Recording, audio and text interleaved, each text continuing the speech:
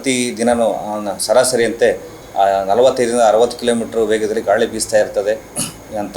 ಇದರಿಂದ ಮೀನುಗಾರರು ಭಾಳ ಎಚ್ಚರಿಕೆಯಿಂದ ಮೀನುಗಾರಿಕೆ ನಡೆಸಲು ಇದು ಮಾಡಬೇಕು. ಮತ್ತು ಅಂಥ ಸಂದರ್ಭದಲ್ಲಿ ಹೋಗ್ದಲೇ ಇರೋದೇ ಒಳ್ಳೆಯದು. ಇಂಥ ಸಂದರ್ಭ ಯಾರು ಮಾಡದೆ ಅವರಿಗೆ ಸರ್ಕಾರದವ್ರಿಗೆಲ್ಲ ಸವಲತ್ತುಗಳನ್ನು ಮತ್ತು ನಿಲ್ಲಿಸ್ತೇವೆ. ಮತ್ತು ಅಂಥವ್ರಿಗೆ ನಾವು ಯಾವುದೇ ಸವಲತ್ತುಗಳನ್ನು ಮುಂದೆ ಕೂಡ ಕೊಡೋದಿಲ್ಲ.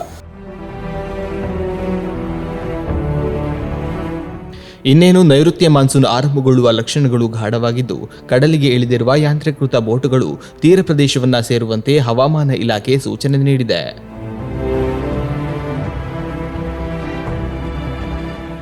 ಗಂಟೆಗೆ 45ರಿಂದ 60 ಕಿಲೋಮೀಟರ್ ವೇಗದ ಗಾಳಿಯ ಮುನ್ನೆಚ್ಚರಿಕೆ ನೀಡಲಾಗಿದ್ದು, ಇದರಿಂದಾಗಿ ಕರಾವಳಿಯ ಮೀನುಗಾರರಿಗೆ ಬಿರುಗಾಳಿಯ ಮುನ್ನೆಚ್ಚರಿಕೆ ನೀಡಲಾಗಿದೆ.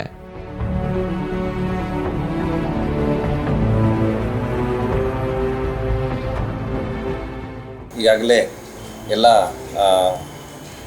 ಜನತೆಗೂ ತಿಳಿದಿರುವಂತೆ ನೈಋತ್ಯ ಮಾನ್ಸೂನ್ ಮೇ 26ನೇ ತಾರೀಕಿನ ಶುರುವಾಗುತ್ತೆ ಅಂತ ಒಂದು ಹವಾಮಾನ ಇಲಾಖೆ ಮುನ್ಸೂಚನೆ ಪ್ರಕಾರ ನಮಗೆಲ್ಲ ತಿಳಿದಿದೆ. ಅದರಂತೆ ಈ ವಾತಾವರಣ ನೋಡಿದ್ರೆ ಸ್ವಲ್ಪ ಗಾಳಿ ಮತ್ತು ಮೋಡ ಎಲ್ಲ ಇರ್ಬೋದು, ಅಲ್ಲೆಲ್ಲ ಮಳೆ ಬರ್ತಿದ್ದು ಕೂಡ ಎಲ್ಲರಿಗೂ ಅನುಭವಕ್ಕೆ ಬಂದಿದೆ. ಈ ಬಗ್ಗೆ ಹವಾಮಾನ ಇಲಾಖೆ, ಜಿಲ್ಲಾಡಳಿತ ಮತ್ತು ಕಂಟ್ರೋಲ್ ರೂಮ್ಗಳಿಂದ ನಮಗೆ ಹವಾಮಾನ ವರದಿ ಬಗ್ಗೆ ಮುನ್ಸೂಚನೆಗಳು ಬರ್ತಾ ಇರ್ತದೆ. ಅದರಂತೆ ನಾವು ಯಾವ ರೀತಿ ಮೀನುಗಾರರು ಅದನ್ನು ಪಾಲನೆ ಮಾಡಬೇಕು ಅನ್ನೋ ಬಗ್ಗೆ ನಾವು ಮೀನುಗಾರರಿಗೆ ನಮ್ಮ ಡೀಸೆಲ್ ಬಂಕ್ ಮುಖಾಂತರ, ಯೂನಿಯನ್ಗಳ ಮುಖಾಂತರ ಏನು ನಮಗೆ ಮುನ್ಸೂಚನೆಗಳು ಬರ್ತದೆ ಅದನ್ನು ಅವರು ತಲುಪಿಸುವಂಥ ವ್ಯವಸ್ಥೆ ಮಾಡ್ತೇವೆ. ಈಗ ನಮಗೆ ಅರೇಬಿಯನ್ ಸೀನಲ್ಲಿ ಈಗ ದಿನ 19ರಿಂದ 24ನೇ ತಾರೀಕು ತನಕ ಈ ಯಾವ ರೀತಿ ಬದಲಾವಣೆಗಳಾಗುತ್ತೆ ಅನ್ನೋ ಬಗ್ಗೆ ಒಂದು ಮುನ್ಸೂಚನೆಯನ್ನು ಕಂಟ್ರೋಲ್ ರೂಮಿಂದ ನಮಗೆ ಬಂದಿರ್ತದೆ. ಅದರ ಪ್ರಕಾರ ಪ್ರತಿ ದಿನವೂ ಸರಾಸರಿಯಂತೆ 45ರಿಂದ 60 ಕಿಲೋಮೀಟ್ರ್ ವೇಗದಲ್ಲಿ ಗಾಳಿ ಬೀಸ್ತಾ ಇರ್ತದೆ ಅಂತ. ಇದರಿಂದ ಮೀನುಗಾರರು ಭಾಳ ಎಚ್ಚರಿಕೆಯಿಂದ ಮೀನುಗಾರಿಕೆ ನಡೆಸಲು ಇದು ಮಾಡಬೇಕು. ಮತ್ತು ಅಂಥ ಸಂದರ್ಭದಲ್ಲಿ ಹೋಗ್ದಲೇ ಇರೋದೇ ಒಳ್ಳೆಯದು. ಈ ಬಗ್ಗೆ ಮೀನುಗಾರಿಕೆ ಕೂಡ ಅವರಿಗೆ ಅಂದರೆ ಅವರ ಅನುಭವದ ಪ್ರಕಾರ ಅವರಿಗೆ ಗೊತ್ತಾಗ್ತದೆ. ಪಡ್ಡೆಗೆ ಮೀನುಗಾರಿಕೆ ಹೋದಾಗ ಅಲ್ಲಿ ವಾತಾವರಣ ತಿಳಿಸಿ ಪ್ರತಿಯೊಬ್ಬರು ತಿಳಿಸ್ತಾರೆ.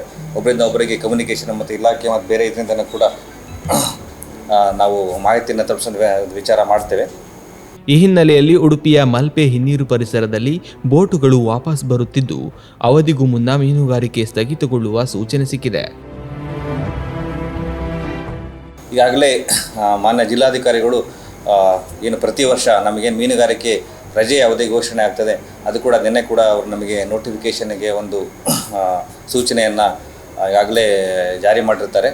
ಇದು ನಾವು ಎಲ್ಲ ಮೀನುಗಾರರಿಗೆ ಮತ್ತು ವಿವಿಧ ಇಲಾಖೆಗಳಿಗೆ ತಿಳಿಸುವಂಥ ಇದನ್ನು ನಾವು ಈಗ ಸದ್ಯದಲ್ಲೇ ಮಾಡ್ತಾಯಿದ್ದೇವೆ.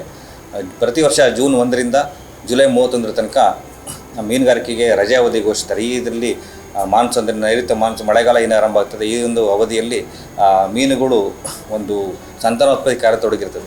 ಇಂಥ ಸಂದರ್ಭದಲ್ಲಿ ಆ ಮೀನುಗಳು ಹಿಡಿಬಾರ್ದು ಅನ್ನೋ ಉದ್ದೇಶದಿಂದ ಈ ಒಂದು ರಜೆಯನ್ನು ಘೋಷಣೆ ಮಾಡ್ತಾರೆ. ಈ ಸಂದರ್ಭದಲ್ಲಿ 10 HP ಮೇಲ್ಪಟ್ಟು ಯಾರೇ ಮೀನುಗಾರಿಕೆ ಮಾಡತಕ್ಕಂಥ ನಿಷೇಧ ಮಾಡಿರ್ತದೆ.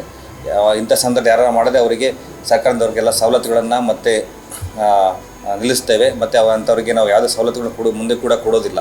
ಅದರಿಂದ ಯಾರೂ ಕೂಡ ಈ ರಜೆ ಅವಧಿಯಲ್ಲಿ ಯಾಂತ್ರೀಕೃತ ಮೀನುಗಾರಿಕೆಯನ್ನು ಮಾಡಬಾರ್ದು ಅಂತ ಈ ಮೂಲಕ ಎಲ್ಲರೂ ಕೇಳ್ಕೊಳ್ತೇನೆ. ನಮ್ಮ ಮೀನುಗಾರಿಕೆ ಕೂಡ ತಿಳಿದು ಯಾರೂ ಕೂಡ ಮಾಡೋದಿಲ್ಲ. ಆದರೂ ಸಹ ಈ ಒಂದು ಮುನ್ನೆಚ್ಚರಿಕೆ ಎಲ್ಲರೂ ಪಾಲನೆ ಮಾಡಬೇಕು. ಮತ್ತು ಸರ್ಕಾರದ ಜೊತೆಗೆ ಎಲ್ಲರ ಕೈ ಜೋಡಿಸಿ ಮೀನುಗಾರಿಕೆ ಸಂತತಿ ಉಳಿವಿಗೆ ಸಹಕರಿಸಬೇಕು ಅಂತ ಕೇಳ್ಕೊಡ್ತೇನೆ. ಈ ರಜೆ ಅವಧಿಯಲ್ಲಿ ಸಣ್ಣ ದೋಣಿಗಳು ಅಂದರೆ 10 HP ಒಳಗಿರತಕ್ಕಂಥ ನಾಡದೋಣಿಗಳಿಗೆ ಅವಕಾಶ ಇರ್ತದೆ. ಅವರು ಕೂಡ ಈಗ ಈ ಮಳೆಗಾಲದಲ್ಲಿ ಪ್ರಕ್ಷುಬ್ಧ ವಾತಾವರಣ ಇರ್ತದೆ. ಕಳೆದ ವರ್ಷ ತುಂಬ ನಾವು ಜಿಲ್ಲೆಯಲ್ಲಿ ಸಾವು ನೋವು ಕಂಡಿಡ್ತೀವಿ. ಮೀನುಗಾರಿಕೆ ತೆರಳಿ ಮತ್ತು ಬರಬೇಕಾದ್ರೆ ಅಳಿವೆ ಬಾಗಿಲಲ್ಲಿ ಸುಮಾರು ಜನ ಸತ್ತೋಗಿ ಎಲ್ಲ ಜೀವನ ಕಳ್ಕೊಂಡು ಅವರ ಕುಟುಂಬಕ್ಕೆ ತುಂಬ ಹಾನಿಯಾಗಿರ್ತದೆ.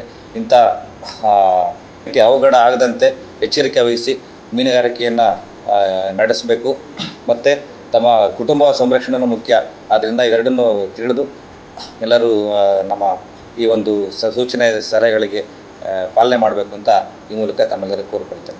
ಕರ್ನಾಟಕ ಕರಾವಳಿಯಲ್ಲಿ ಮುಂಗಾರಿನ ಲಕ್ಷಣಗಳು ಹೆಚ್ಚಾಗಿದ್ದು, ಅವಧಿಗೂ ಮುನ್ನ ಮುಂಗಾರು ಬಂದರೆ ಆಶ್ಚರ್ಯವಿಲ್ಲ.